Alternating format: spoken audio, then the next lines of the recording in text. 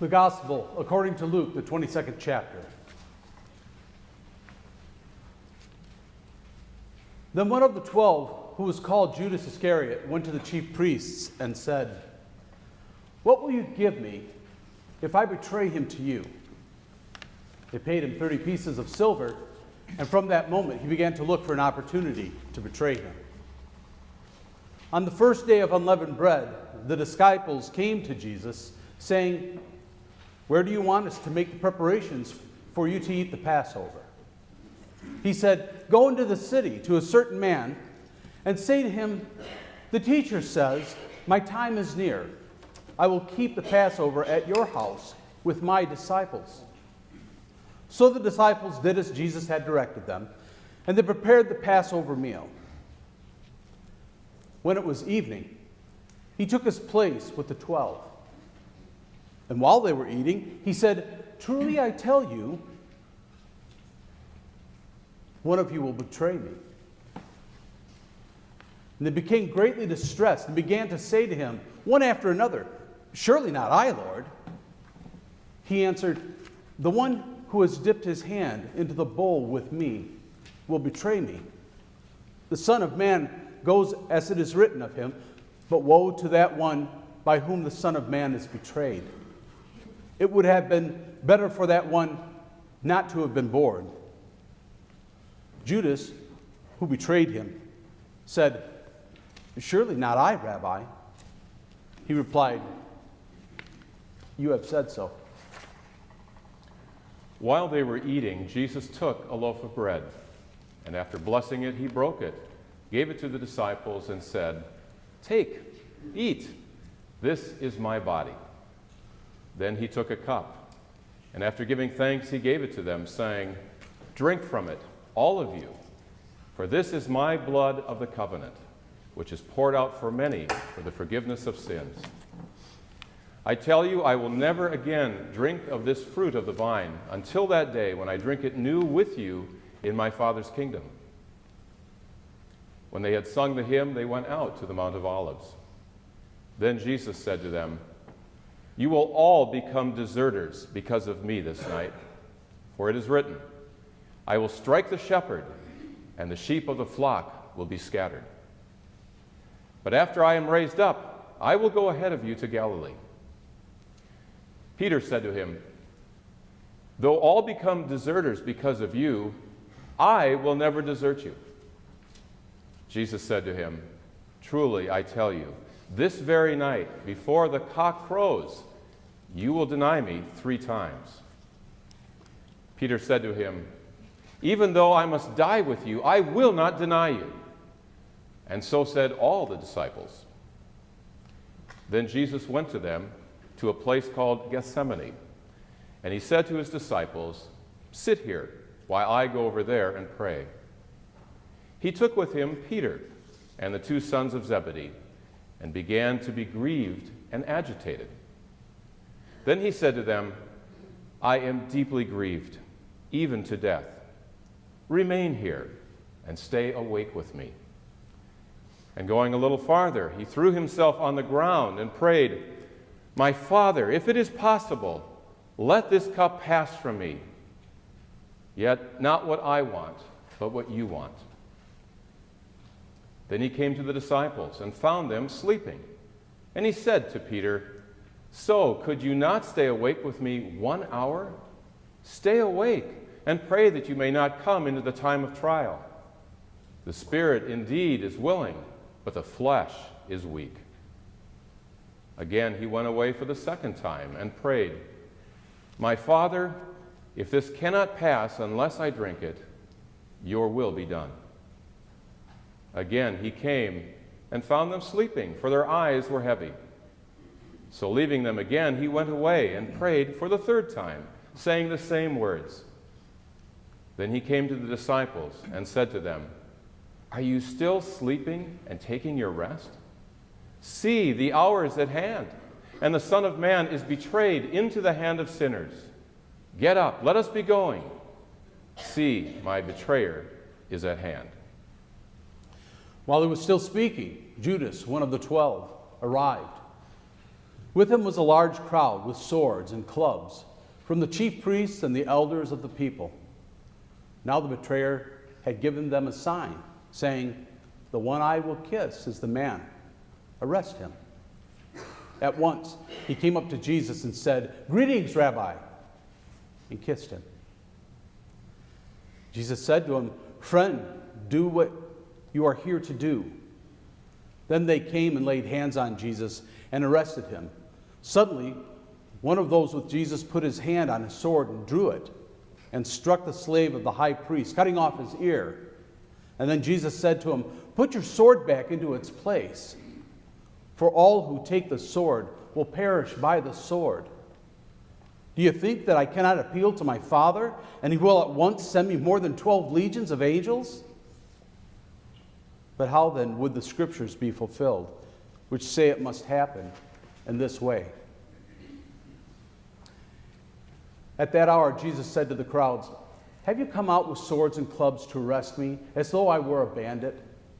Day after day, I sat in the temple teaching, and you did not arrest me. But all this has taken place so that the scriptures of the prophets may be fulfilled." Then all the disciples deserted him and fled.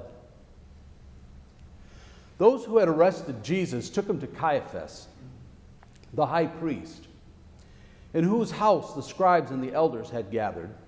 But Peter was following him at a distance, as far as the courtyard of the high priest, and going inside, he sat with the guards in order to see how this would end. Now the chief priests and the whole council were looking for false testimony against Jesus so that they might put him to death. But they found none, though many false witnesses came forward. At least two came forward and said, "This fellow said, 'I'm able to destroy the temple of God and to build it in 3 days.'" The high priest stood up and said, "Have you no answer? What is it that they testify against you?" But Jesus was silent. And then the high priest said to him, "I put you under oath before the living God. Tell us if you are the Messiah, the Son of God." And Jesus said to him, "You have said so. But I tell you, from now on you will see the Son of Man seated at the right hand of power and coming on the clouds of heaven." Then the high priest tore his clothes and said, "He has blasphemed. Why do we still need witnesses? You have now heard his blasphemy. What is your verdict?" And they answered, "He deserves death." And they spat in his face and struck him, some slapping him, saying, "Prophesy to us, you Messiah. Who is it that struck you?" Now, Peter was sitting outside in the courtyard. A servant girl came to him and said, "You also were with Jesus the Galilean." But he denied it before all of them, saying, "I do not know what you're talking about." And then he went out to the porch. Another servant girl saw him, and she said to the bystanders, "This man was with Jesus of Nazareth." And again he denied it with an oath, "I do not know the man." After a little while, the bystanders came up and said to Peter, "Certainly you are also one of them, for your accent betrays you." Then he began to curse, and he swore an oath, "I do not know the man." That moment the cock crowed. And then Peter remembered what Jesus had said, "Before the cock crows, you will deny me 3 times." And he went out and wept bitterly. When morning came, all the chief priests and the elders of the people conferred together against Jesus in order to bring about his death. They bound him, led him away, and handed him over to Pilate the governor. Then Judas, his betrayer, saw that Jesus was condemned. He repented and brought back the 30 pieces of silver to the chief priests and the elders. He said, "I have sinned by betraying innocent blood." But they said, "What is that to us? See to it yourself." Throwing down the pieces of silver in the temple, he departed, and he went and hanged himself. But the chief priests, taking the pieces of silver, said, "It is not lawful to put them into the treasury, since they are blood money." After conferring together, they used them to buy the potter's field as a place to bury foreigners. For this reason, that field has been called the field of blood to this day. Then was fulfilled what had been spoken through the prophet Jeremiah. And they took the 30 pieces of silver, the price of the one on whom a price had been set, on whom some of the people of Israel had set a price, and they gave them for the potter's field, as the Lord commanded me. Now Jesus stood before the governor, and the governor asked him, "Are you the king of the Jews?" Jesus said, "You say so." But when he was accused by the chief priests and elders, he did not answer. Then Pilate said to him, "Do you not hear how many accusations they make against you?" But he gave him no answer, not even to a single charge, so that the governor was greatly amazed. Now at the festival, the governor was accustomed to release a prisoner for the crowd, anyone whom they wanted. At that time, they had a notorious prisoner called Jesus Barabbas. So after they had gathered, Pilate said to them, "Whom do you want me to release for you, Jesus Barabbas or Jesus who is called the Messiah?" For he realized that it was out of jealousy that they had handed him over. While he was sitting on the judgment seat, his wife sent word to him, "Have nothing to do with that innocent man, for today I have suffered a great deal because of a dream about him." Now the chief priests and the elders persuaded the crowds to ask for Barabbas and to have Jesus killed. The governor again said to them, "Which of the two do you want me to release for you?" And they said, "Barabbas." Pilate said to them, "Then what should I do with Jesus, who is called the Messiah?" All of them said, "Let him be crucified." Then he asked, "Why? What evil has he done?" But they shouted all the more, "Let him be crucified." So when Pilate saw that he could do nothing, but rather that a riot was beginning, he took some water and washed his hands before the crowd, saying, "I am innocent of this man's blood. See to it yourselves."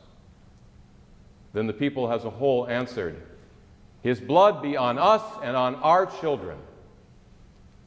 So he released Barabbas for them, and after flogging Jesus, he handed him over to be crucified. Then the soldiers of the governor took Jesus into the governor's headquarters, and they gathered the whole cohort around him. They stripped him and put a scarlet robe on him, and after twisting some thorns into a crown, they put it on his head. They put a reed in his right hand and knelt before him and mocked him, saying, "Hail, King of the Jews!" They spat on him and took the reed and struck him on the head. After mocking him, they stripped him of the robe and put his own clothes on him. Then they led him away to crucify him. As they went out, they came upon a man from Cyrene named Simon. They compelled this man to carry his cross. And when they came to the place called Golgotha, which means place of the skull, they had offered him wine to drink mixed with gall. But he tasted it, and he would not drink it. And when they had crucified him, they divided his clothes among themselves by casting lots. Then they sat down there and kept watch over him. Over his head, they put the charge against him, which read, "This is Jesus, King of the Jews." Then two bandits were crucified with him, one on his right and one on his left.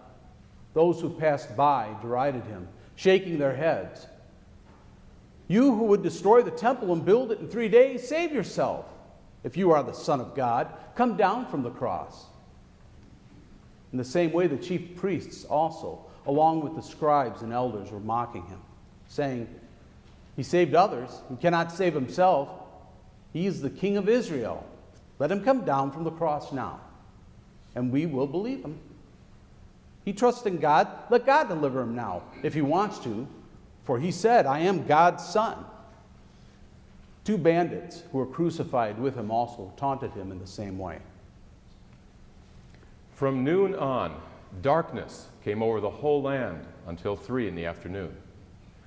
And about 3 o'clock, Jesus cried out with a loud voice, Eli, Eli, lama sabachthani. That is, my God, why have you forsaken me? When some of the bystanders heard it, they said, this man is calling for Elijah. At once, one of them ran and got a sponge, filled it with sour wine, put it on a stick, and gave it to him to drink. But the others said, wait, let us see whether Elijah will come to save him. Then Jesus cried again with a loud voice and breathed his last. At that moment, the curtain of the temple was torn in two from top to bottom. The earth shook and rocks were split. The tombs also were opened, and many bodies of the saints who had fallen asleep were raised. After his resurrection, they came out of the tombs and entered the holy city and appeared to many. Now when the centurion and those with him who were keeping watch over Jesus saw the earthquake and what took place, they were terrified and said, truly, this man was God's son. Many women were also there, looking on from a distance. They had followed Jesus from Galilee and had provided for him. Among them were Mary Magdalene and Mary, the mother of James and Joseph, and the mother of the sons of Zebedee. When it was evening, there came a rich man from Arimathea named Joseph, who was also a disciple of Jesus. He went to Pilate and asked for the body of Jesus. Then Pilate ordered it to be given to him. So Joseph took the body and wrapped it in a clean linen cloth and laid it in his own new tomb, which he had hewn in the rock. He then rolled a great stone to the door of the tomb and went away. Mary Magdalene and the other Mary were there, sitting opposite the tomb. The next day, that is, after the day of preparation, the chief priests and the Pharisees gathered before Pilate and said, Sir, we remember what that an impostor said while he was still alive. After 3 days, I will rise again. Therefore, command the tomb to be made secure until the 3rd day. Otherwise, his disciples may go and steal him away and tell the people, he has been raised from the dead. And the last deception would be worse than the first. Pilate said to them, you have a guard of soldiers. Go, make it as secure as you can. So they went with the guard and made the tomb secure by sealing the stone. This is the gospel.